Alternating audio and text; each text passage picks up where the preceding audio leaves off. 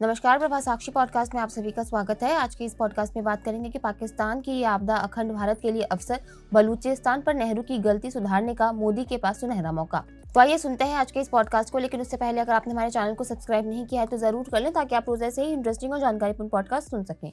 पाकिस्तान का बलूचिस्तान प्रांत 11 मार्च को एक बड़े हमले से थर्रा गया। क्वेटा से पेशावर जा रही 500 यात्रियों वाली जाफर एक्सप्रेस को बलूचिस्तान लिबरेशन आर्मी के विद्रोहियों ने पहरो कुनरी और गदालार के बीच हाईजैक कर लिया। ताबड़तोड़ फायरिंग कर एक सुरंग के पास ट्रेन को रुकवाकर बीएलए विद्रोहियों ने कब्जा कर लिया। फायरिंग से कई यात्रियों के घायल होने की सूचना है। पटरियों को उड़ा दिया गया है। बीएलए ने दावा किया है कि ट्रेन की सुरक्षा के लिए तैनात 20 फौजियों को गोली मार दी गई, जबकि 150 फौजियों को बंधक बना लिया गया है। ये छुट्टियों के बाद पेशावर कैंट लौट रहे थे। महिलाओं और बच्चों को छोड़ दिया गया है, जबकि पुलिस का दावा है कि बलूच हमले में 6 फौजी मारे गए हैं। 35 लोगों को ही बंधक बनाया गया है। 80 बंधकों को छुड़ा लिया गया है। भारत के लिए ये महत्वपूर्ण इसलिए हो जाता है क्योंकि बलूचिस्तान की जनता के साथ हो रहे मानवाधिकार उल्लंघनों के प्रति मोदी सरकार पहले चिंता जता चुकी है। 2016 में गणतंत्र दिवस पर प्रधानमंत्री नरेंद्र मोदी के लाल किले से दिए गए भाषण में बलूचिस्तान और गिलगित के लोगों के प्रति अपनी संवेदना दिखाते रहे हैं। बलूचिस्तान का मसला। मीर खान ने स्थानीय मुस्लिम लीग और राष्ट्रीय मुस्लिम लीग दोनों को भारी वित्तीय मदद दी और मोहम्मद अली जिन्ना को कलात राज्य का कानूनी सलाहकार बना लिया। जिन्ना की सलाह पर यार खान 4 अगस्त 1947 को राजी हो गया कि कलात राज्य 5 अगस्त 1947 को आजाद हो जाएगा और उसकी 1938 की स्थिति बहाल हो जाएगी।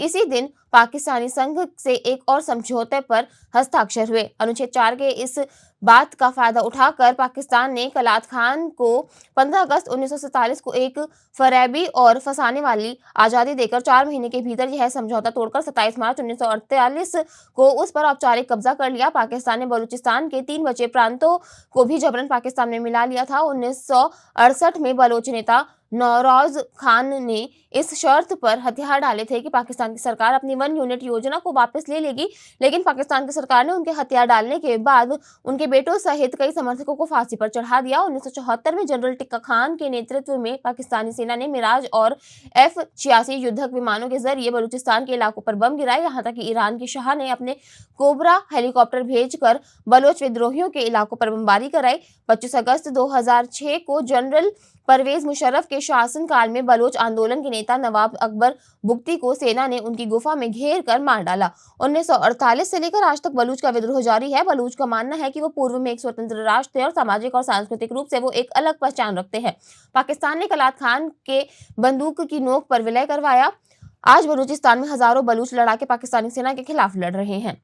नेहरू सरकार ने भारत में विलय के प्रस्ताव नजरअंदाज कर दिया। जम्मू कश्मीर की तरह ही बलूचिस्तान के शासक भी अपनी रियासत की ऑटोनॉमी बनाए रखना चाहते थे, लेकिन पाकिस्तानी शासन ने इसकी स्वतंत्रता के 7 महीने बाद ही मार्च 1938 को अपनी सेना भेज दी। इतिहास के हवाले से बताया जाता है कि खुदादाद खान इस बात को लेकर तैयार थे कि बलूचिस्तान का भारत में विलय कर दिया जाए, लेकिन तत्कालीन प्रधानमंत्री पंडित जवाहरलाल नेहरू और अन्य कांग्रेस नेताओं ने इसको नकार दिया। 27 मार्च 1948 को ऑल इंडिया रेडियो ने राज्य विभाग के सचिव वीपी मेनन के हवाले से कहा कि कलात के खान ने भारत में विलय के लिए संपर्क किया था, लेकिन नई दिल्ली को कुछ भी करने की स्थिति में नहीं थी। इस बयान का बाद में तत्कालीन गृह मंत्री सरदार पटेल और तत्कालीन प्रधानमंत्री जवाहरलाल नेहरू ने खंडन किया था। तब तक खान झुक चुके थे।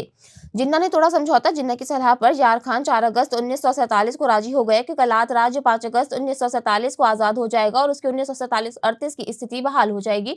उसी दिन पाकिस्तानी संघ से एक और समझौते पर दस्तखत हुए। इसके अनुच्छेद 1 के मुताबिक पाकिस्तान सरकार इस पर रजामंद है कि कलात स्वतंत्र राज्य है जिसका वजूद हिंदुस्तान के दूसरे राज्यों से एकदम अलग है। लेकिन अनुच्छेद 4 में कहा गया कि पाकिस्तान और कलात के बीच एक करार यह होगा कि पाकिस्तान कलात और अंग्रेजों के बीच 1839 से 1947 के हुए सभी करारों के प्रति प्रतिबद्ध होगा और इस तरह पाकिस्तान अंग्रेजी कानून का संवैधानिक और राजनीतिक उत्तराधिकारी होगा। अनुच्छेद 4 की इसी बात का फायदा उठाकर पाकिस्तान ने कलात के खान को 15 अगस्त 1947 को एक फरेबी और फंसाने वाला आजादी देकर 4 महीने के भीतर यह समझौता तोड़कर 27 मार्च 1948 को उस पर औपचारिक कब्जा कर लिया।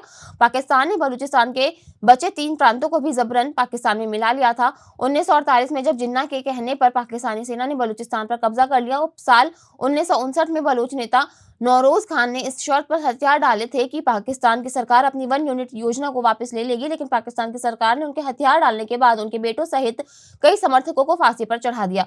मोदी ने लाल किले से बलूचों के प्रति दिखाई हमदर्दी। वर्ष 2016 में पाकिस्तानी प्रधानमंत्री नवाज शरीफ ने 14 अगस्त को अपने स्वतंत्रता दिवस भाषण में कश्मीर में जारी हिंसा के लिए भारत को जिम्मेदार ठहराया था। वहीं भारतीय प्रधानमंत्री नरेंद्र मोदी ने 15 अगस्त को अपने भाषण में पश्चिमी बलूचिस्तान प्रांत में पाकिस्तानी उत्पीड़न की ओर इशारा करते हुए जवाबी हमला किया था। पीएम ने कहा था कि पिछले कुछ दिनों में बलूचिस्तान, गिलगित, पाक के कब्जे वाले हिस्से के लोगों ने मुझे बहुत बहुत धन्यवाद दिया है, मेरा आभार व्यक्त किया है, मेरे प्रति संभावना भी दिखाई है। दूर बैठे लोग हैं, जिस धरती का मैंने देखा नहीं है, जहां के लोग से कभी मुलाकात नहीं हुई है, वे प्रधानमंत्री का आदर करते हैं, तो ये मेरे 125 करोड़ देशवासियों का सम्मान है। मैं गिलगित, बलूचिस्तान और पाक के कब्जे वाले कश्मीर के लोगों को तहे दिल से शुक्रिया अदा करना चाहता हूँ। एक और बंटवारे से रूबरू होगा पाकिस्तान। भारत पिछले 15,000 वर्षों से अस्तित्व में है। अफगानिस्तान, बलूचिस्तान, पाकिस्तान और हिंदुस्तान सभी भारत के हिस्से थे। अखंड भारत कहने का अर्थ यही है। भारत ने लंबे समय तक इस बात का ख्याल रखा है कि वह अन्य देशों को आंतरिक मामलों में दखल नहीं देगा। यही कारण है कि भारत ने कभी इंटरनेशनल प्लेटफॉर्म पर बलूचिस्तान का मामला नहीं उठाया। वहीं दूसरी तरफ पाकिस्तान कश्मीर के मामले को लगातार भड़काता रहा है। आज बलूचिस्तान में हजारों बलूच लड़ाके पाकिस्तानी सेना के खिलाफ लड़ रहे हैं। बलूचिस्तान के लोग चाहते हैं कि भारत मामले में दखल दे, जिस तरह उसने बांग्लादेश के मामले में किया था। नरेंद्र मोदी द्वारा बलूचिस्तान का जिक्र आने के बाद भारत ने अपनी रणनीति बदली है। इससे बलूच लोगों में भी एक बार फिर आशा जागी है कि वो भारत की मदद से अपना हक पा सकेंगे और आने वाले दिनों में पाकिस्तान को एक और बंटवारे से रूबरू होना पड़ेगा। आज के लिए इतना ही। अगले पॉडकास्ट में किसी और मुद्दे पर देंगे आपको विस्तृत जानकारी। तब तक के लिए जुड़े रहें प्रभा साक्षी के साथ।